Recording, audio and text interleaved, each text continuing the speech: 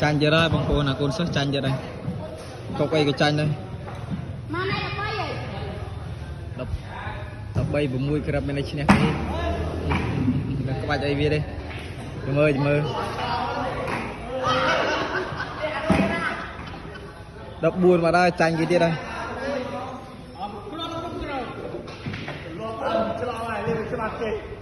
cột mấy cái linh chanh vậy đây bên này cột cái gì thắt à? Ala cái cột xì lôi. Cột ở lơi. Bal buồn mà. Lơi vậy cột. Đây. Đây. Chạy đấy.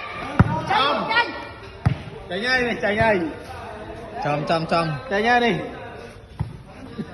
bơ đập buồn mặt đó mà thùng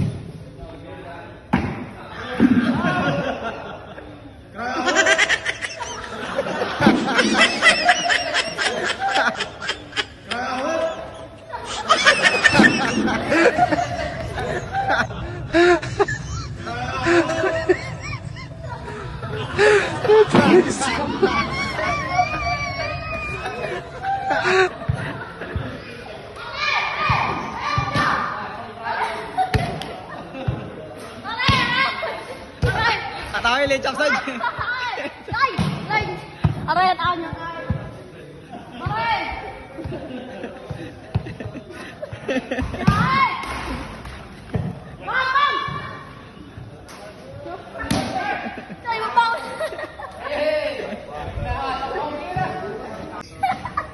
cột cái gì thắt à?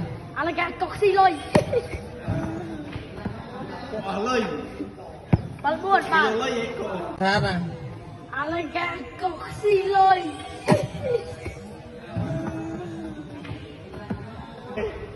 Cột mấy cái linh chanh vậy đây bên này cột cái gì thắt à? Ala cái cột xì lôi.